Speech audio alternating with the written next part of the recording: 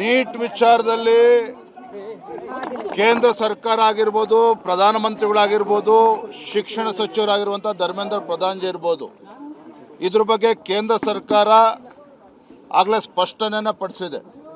Neat ಬಗ್ಗೆ ಪಾರ್ಲಿಮೆಂಟ್ನಲ್ಲಿ ಸಮಗ್ರವಾಗಿ ಚರ್ಚೆ ಮಾಡೋಣ, ಎಷ್ಟು ಗಂಟೆಗಳ ಕಾಲ ಆದರೂ ಕೂಡ ನಾವು ಚರ್ಚೆ ಮಾಡೋದಕ್ಕೆ ತಯಾರಿದ್ದೇವೆ. ನೀಟ್ ಪರೀಕ್ಷೆ ವಿಚಾರದಲ್ಲಿ ಏನು ದುರಂತ ಆಗಿದೆ, ಇದರಲ್ಲಿ ಕೇಂದ್ರ ಸರ್ಕಾರ ಮುಚ್ಚಿಡ್ತಕ್ಕಂಥ ಯಾವುದೇ ವಿಚಾರಗಳಿಲ್ಲ, ಮುಕ್ತವಾಗಿ ನಾವು ಚರ್ಚೆಗೆ ತಯಾರಿದ್ದೇವೆ ಅಂತ ಕೇಂದ್ರ ಸರ್ಕಾರದಿಂದ ನಡ್ಡಾಜಿಯವರು ಸ್ಪಷ್ಟಪಡಿಸಿದ್ರ ಮೇಲೂ ಕೂಡ ಇವತ್ತು ಕಾಂಗ್ರೆಸ್ ಪಕ್ಷ ತನ್ನ ರಾಜಕೀಯ ಬೇಳೆನ ಬೇಯಿಸ್ಕೊಳ್ಳೋದಕ್ಕೆ ಹೊರಟಿದೆ. ನಿನ್ನೆನೂ ಕೂಡ ಬೆಂಗಳೂರಿನಲ್ಲಿ ಭಾರತೀಯ ಜನತಾ ಪಾರ್ಟಿ ನಾವು ಪ್ರೊಟೆಸ್ಟನ್ನು ಮಾಡ್ತಕ್ಕಂಥ ಸಂದರ್ಭದಲ್ಲಿ ನಮ್ಮ ಹರಿಹರದ ಶಾಸಕರಾಗಿರ್ತಕ್ಕಂಥ ಹರೀಶ್ ಅವ್ರ ಮೇಲೆ ಮೊಟ್ಟೆಯಿಂದ ದಾಳಿ ಮಾಡುವಂಥ ಕೆಲಸ ಆಯಿತು. ಬೇರೆ ನಮ್ಮ ಶಾಸಕರುಗಳ ಮೇಲೆ ಕೂಡ ದಾಳಿ ಮಾಡ್ತಕ್ಕಂಥ ಕೆಲಸ ಆಗಿದೆ.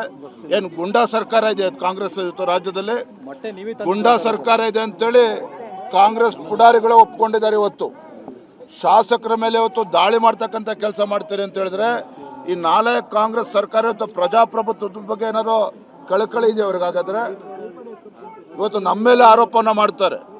ನಾನು ತಮ್ಮ ಮುಖೇನ ರಾಹುಲ್ ಗಾಂಧಿ ಇರ್ಬೋದು ಅಥವಾ ಯಾವುದೇ ವಿರೋಧ ಪಕ್ಷಗಳಿರ್ಬೋದು, ನೀಟ್ ವಿಚಾರದಲ್ಲಿ ಯುವಕರನ್ನ ಬೀದಿಗೆ ತರೋದನ್ನ ಬಿಟ್ಟು, ಈ ಷಡ್ಯಂತ್ರ ಮಾಡೋದನ್ನ ಬಿಟ್ಟು ಇವತ್ತು ಪಾರ್ಲಿಮೆಂಟ್ ಸೆಷನ್ ನಡೀತದೆ, ಅಲ್ಲಿ ಚರ್ಚೆಗೆ ಬರಲಿ, ಕೇಂದ್ರವು ಕೂಡ ಮುಕ್ತವಾಗಿ ಚರ್ಚೆ ಮಾಡೋದಕ್ಕೆ ತಯಾರಿದೆ. ಅದನ್ನ ಬಿಟ್ಬಿಟ್ಟು ಈ ರೀತಿ ಯುವಕರನ್ನು ಕೂಡ ತಪ್ಪು ದಾರಿಗೆ ತೆಗೆದುಕೊಂಡು ಹೋಗ್ತಕ್ಕಂಥದ್ದು, ದೇಶದಲ್ಲಿ ಒಂದು ಅರಾಜಕತೆ ಸೃಷ್ಟಿ ಮಾಡೋದಕ್ಕೆ ಇವತ್ತು ಕಾಂಗ್ರೆಸ್ ಸರ್ಕಾರ ಹುನ್ನಾರ ಮಾಡ್ತಾ ಇದೆ.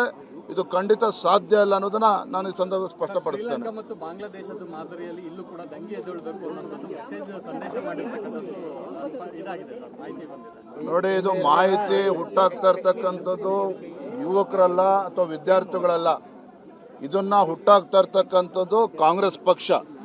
ಹಿಂಬಾಗಿಲಿಂದ ಅಧಿಕಾರಕ್ಕೆ ಬರಬೇಕು, ಜನರ ವಿಶ್ವಾಸದಿಂದ ಗೆಲ್ಲೋದಕ್ಕೆ ಸಾಧ್ಯ ಇಲ್ಲ, ಅದು ಅಸಾಧ್ಯ ಅಂತೇಳಿ ಗೊತ್ತಿರ್ತಕ್ಕಂಥ ಕಾಂಗ್ರೆಸ್ ಪಕ್ಷ ಈ ರೀತಿ ಒಂದು ಅರಾಜಕತೆ ಸೃಷ್ಟಿ ಮಾಡಿ ಹೇಗಾದ್ರೂ ಮಾಡಿ ಕೇಂದ್ರದಲ್ಲಿ ಅಧಿಕಾರಕ್ಕೆ ಬರಬೇಕು ಅನ್ನುವ ನಾಟಕವನ್ನ, ಕಪಟ ನಾಟಕವನ್ನ ಕಾಂಗ್ರೆಸ್ ಪಕ್ಷ ಮಾಡ್ತಾ ಇದೆ.